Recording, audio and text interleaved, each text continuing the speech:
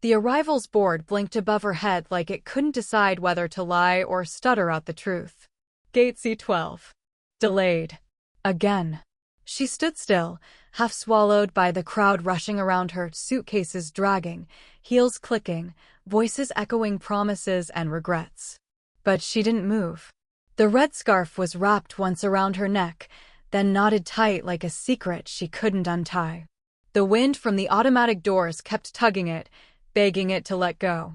Her fingers were pale, gripping the handle of a small brown suitcase, leather flaking at the corners. It looked like it had been handed down or rescued from a fire. One of the zippers was broken. She didn't notice the cold. Or maybe she did. Maybe she liked it now. There was a boy nearby asking his mother if the snow would still fall if God was sad. The mother didn't answer. Her phone had her attention, not her child. The woman with the red scarf just kept staring at the gate like something was supposed to arrive. Like something owed. Like maybe someone should walk through, say her name, apologize for everything and mean it. But she wasn't the type to be saved anymore. Her wedding ring was still on her finger, spun backward so the diamond faced her palm. It had cut her a little when she clenched her fist earlier. She liked that.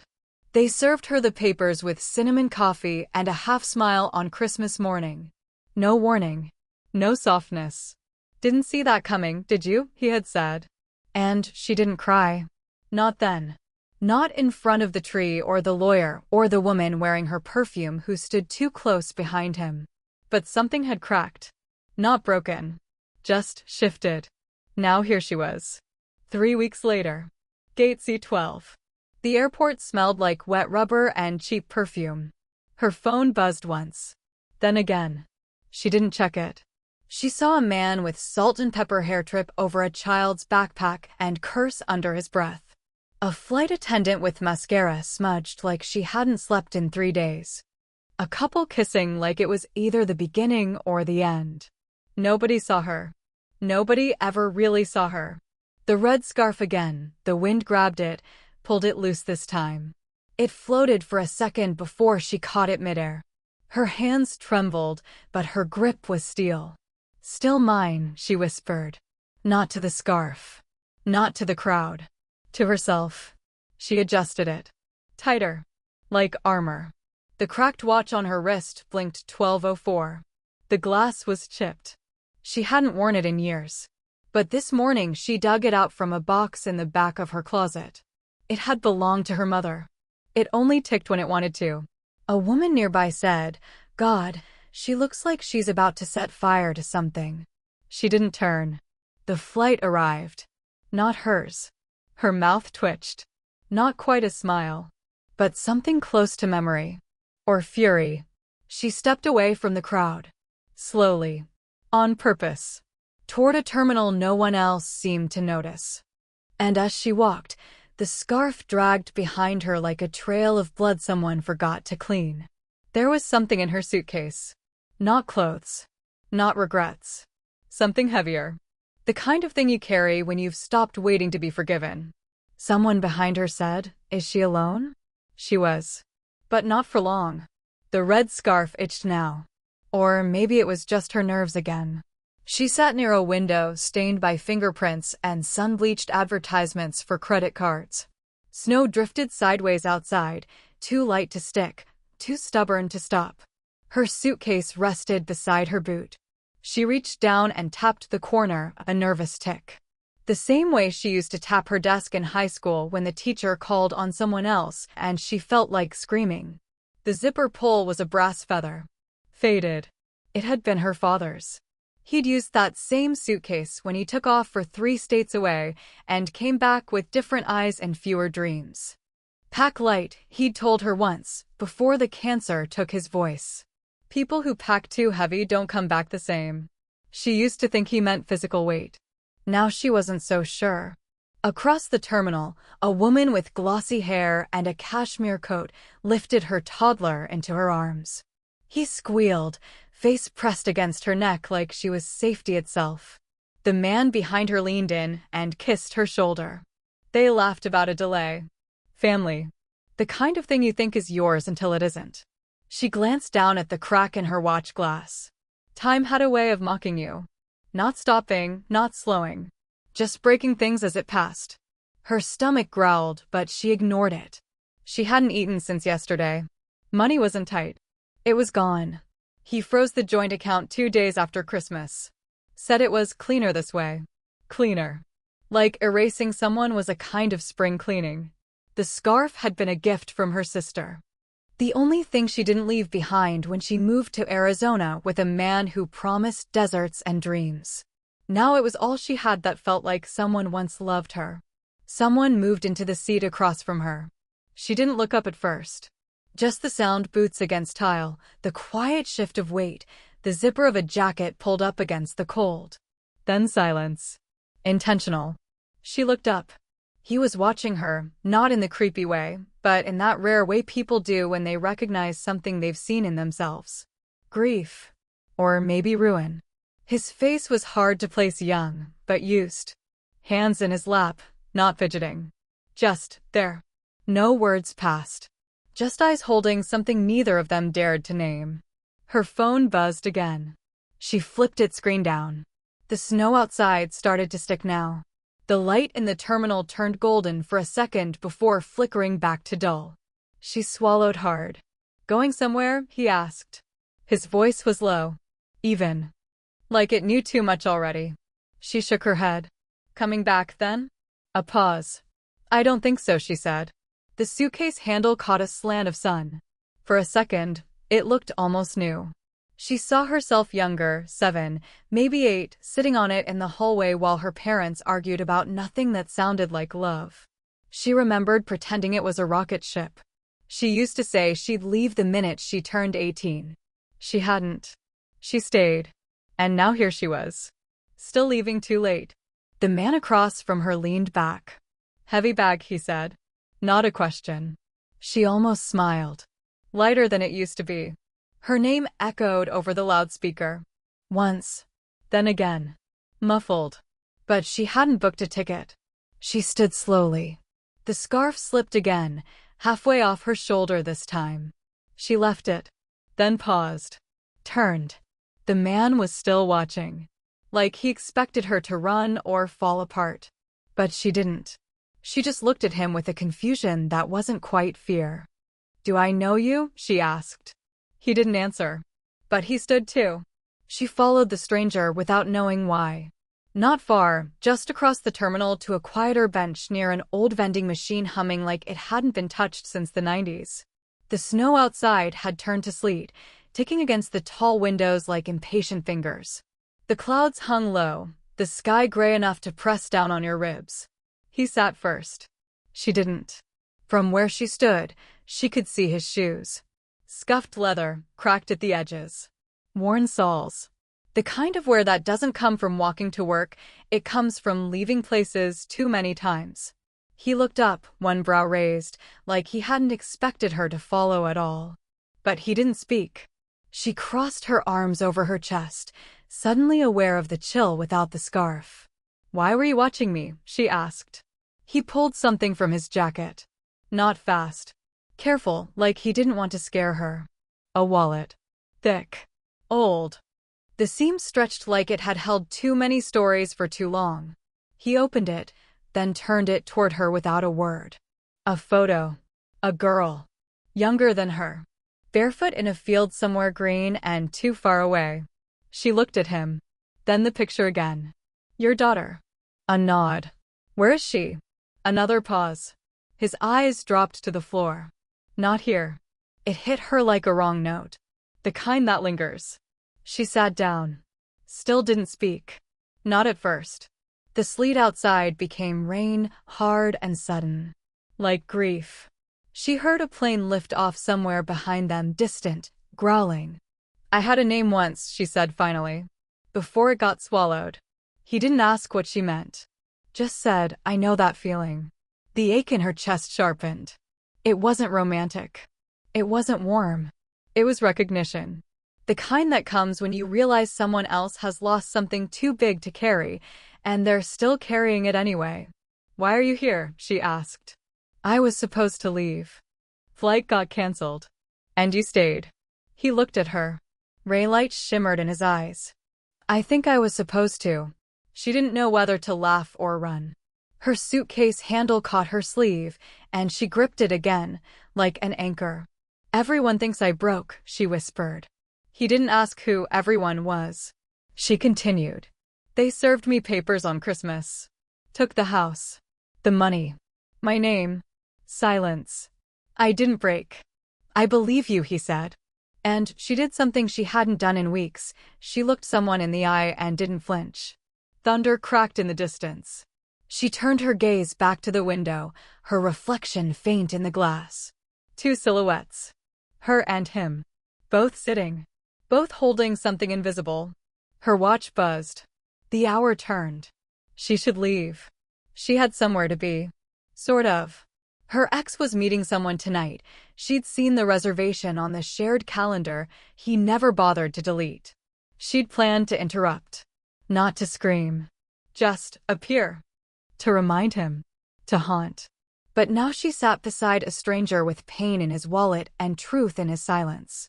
And for a flicker of a moment, she hesitated. Was this connection?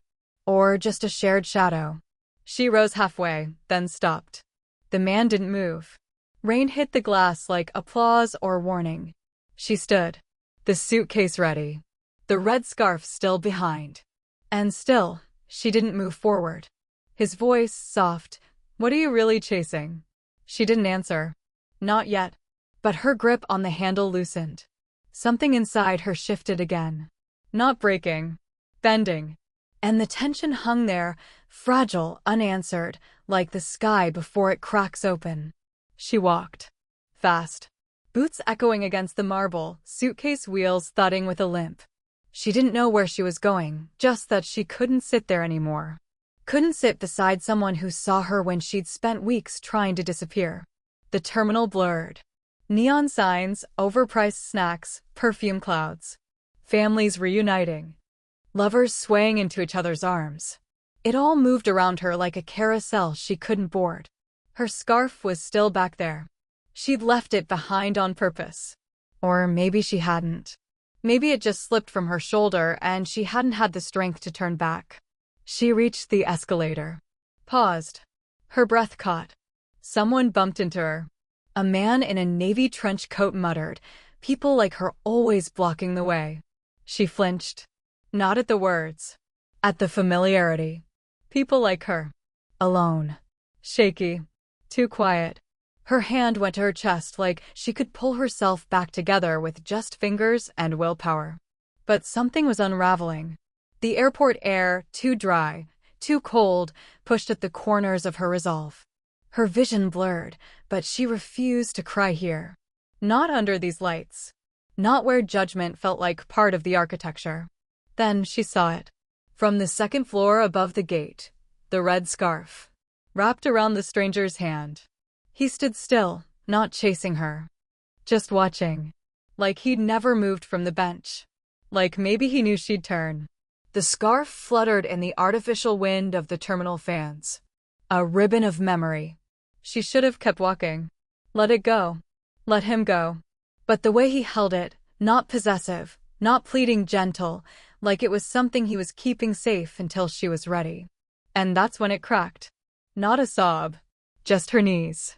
She stumbled into a row of bolted-down chairs and sank into one, the suitcase still clutched in her hand like it could hold her upright. A woman nearby glanced over. Nudged her partner. Whispered. Poor thing. Probably got dumped. She let her head fall forward, forehead touching her knees. The suitcase dug into her ribs. Some people carry more than just bags. They carry silence. The silence of betrayal. The silence of being erased. The silence that screams in the moments between flights and breakdowns. She felt a shadow long before she heard footsteps. He was there again. She didn't lift her head. But something soft touched her hand. The scarf. She opened her fingers slowly. Let him place it in her palm. Still warm. Not from the airport. From him. She looked up. His face, still quiet. Still waiting. But his eyes, different now. Not asking anything. Just present. She wrapped the scarf around her wrist instead of her neck. It looked like a bandage. He sat down next to her, but not too close. His hands rested on his knees, fingers curled like he'd been holding something heavy for too long. Neither of them spoke. Behind them, an intercom buzzed out a delay. A child whined for snacks. An old woman stared too long before turning away. The stranger turned toward her just enough to say, "I'm not here to fix anything." She nodded. "I don't think I am either." The scarf slid slightly down her wrist. She didn't pull it back. He looked out the window, then back at her. "Do you want to tell me your name?" She thought about lying. Thought about not answering at all. Instead, she said, "I used to be her." He didn't ask for more. And in that not asking, something softened and splintered all at once. They sat in the echo of their own silences. Not together. Not apart. The scarf, the memory, the wound, the warning rested between them. And nothing was resolved. But neither of them moved. The rain outside had softened into mist, a smear of silver on the tall windows. Everything looked blurred now, faces, signs, her reflection. Like the world wasn't quite ready to reveal itself. She still sat beside him. The red scarf looped loosely around her wrist, drying slowly. Her fingers toyed with the brass feather on her suitcase, tracing its shape again and again, as if some truth might rise from the friction. He hadn't said anything else. Neither had she. Until her phone buzzed. Again. She finally looked. "Congratulations. Interview confirmed. Prescott and Lorne, Monday at 10 a.m. CEO may be present for final round." Her breath hitched. She turned slowly to look at the man beside her. Same jacket. Same worn shoes. Same quiet sadness in his eyes. And now something new. Recognition. The name Prescott pulsed through her like thunder before it breaks. She blinked hard. Looked again at the message. Then back at him. "You." Her voice came out cracked. He didn't flinch. "You're him." She didn't mean to say it out loud, but the words were a damn now and they'd burst. "You're Richard Prescott. You're the owner." His voice slow. Calm. Technically. Her mouth went dry. She thought of the email she'd sent last night. Desperate. Half a bottle of wine in, praying for any job. She'd listed her skills. Lied about her stability. Attached a 2-year-old resume and clicked send before doubt could talk her out of it. And now him. Here. Beside her. With her scarf. Her story. Her silence. "I didn't come here to screen candidates," he said, looking away. "I came to disappear for a few hours." She stared at him, stunned. And then her eyes dropped. To the scarf again. The way he'd held it. Not like a stranger holding a stranger's belonging. But like something sacred. "You've seen this before," she whispered. He hesitated. Then reached into his coat pocket. Pulled out a folded photograph, already creased from too many openings. He didn't hand it to her this time. Just let her look. A girl. Again. The same field, the same soft smile. But around her neck, the red scarf. Her stomach dropped. It was hers, he said. "My daughter. She wore it the day she vanished." Vanished. The word lingered. Heavy. "I see. I found it in a thrift store last fall," she murmured. Didn't think it meant anything. He looked at her like she'd just answered a question he hadn't dared ask. The scarf. The suitcase. The cracked watch. Everything that had felt like hers suddenly didn't. Or maybe it felt more hers than ever. A time loop echo. "Pack light," her father had said. "People who pack too heavy don't come back the same." And here she was, carrying a scarf that once belonged to a girl who never came back.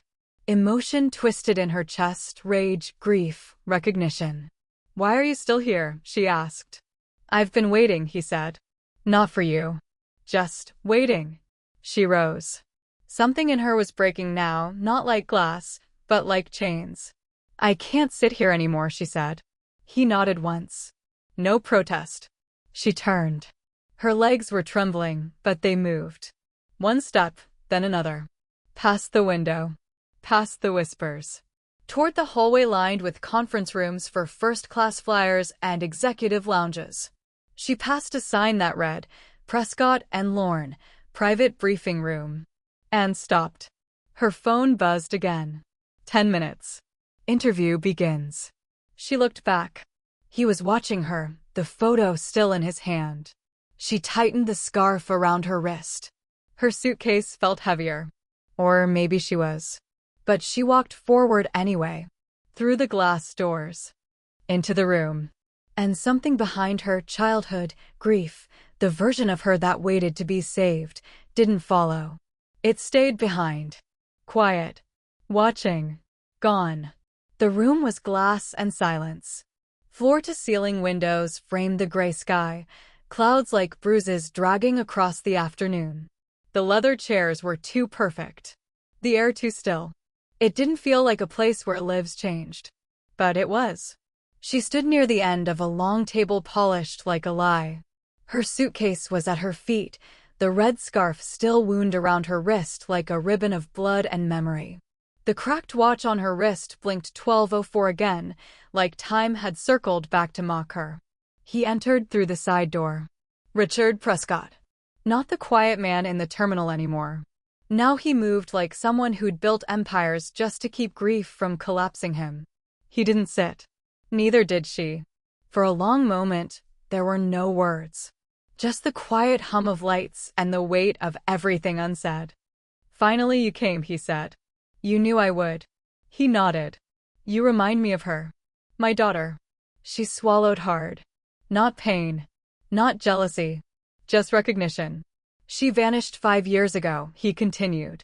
No trace. No note. Just a suitcase by the door and the red scarf left behind in a cab 2 towns over. The scarf. She touched it instinctively. It had never felt like hers. Not really. Now she knew why. She was 25, he said. Like you. I'm 26, she whispered. He looked up, eyes narrowing slightly, as if that mattered. It did. Somehow. You applied for a position you're overqualified for, he said. In a department that doesn't exist anymore.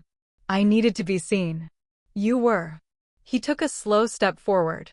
Then another. Close enough now that she could smell the faint scent of old cologne and something bitter beneath it, regret, maybe. I could offer you a title, he said. A salary. A new life. But, she asked. But you weren't chosen because you're brilliant. Or prepared. Or ready. The twist twisted. You were chosen, he said quietly, because you reminded me of someone I lost. Her chest caved in without breaking. She nodded. So this isn't mercy. It's memory. It's both. She looked down at her suitcase. At the feather zipper. At the way her own fingerprints had worn into the leather. I don't want her job, she said. You'd be good at it. I don't want to replace anyone. You already have. He said it with such honesty that it hurt. And in that moment, the girl who'd been served divorce papers on Christmas morning, who once curled up under a coat of silence in the middle of the world's noise, realized she was still chasing something that didn't exist. Revenge. Redemption. A reason to be seen. But now, standing here at the edge of power, at the edge of a life she could step into, she didn't want any of it. She wanted peace. She unwrapped the scarf from her wrist, folded it once, then again, and set it gently on the table between them. This was never mine, she said. His eyes dropped to the fabric. His shoulders fell in a way she hadn't seen before. She reached for her suitcase, gripped the handle with new hands. I don't want to haunt anyone anymore, she whispered. Not even myself. She walked toward the door. And just before stepping out, she turned back, her reflection faint in the window glass, just like that first day. Only now, she wasn't waiting. She was leaving. He didn't follow. And that was the gift. Outside, the rain had stopped. The terminal buzzed with life again, children laughing, wheels spinning, lovers running toward gates. And her, moving through it all. Lighter. As she passed the arrivals board, it blinked again. Gate C12. On time. She didn't flinch. She kept walking. The scarf stayed behind. Folded. Finished. And so did the girl who once broke in silence.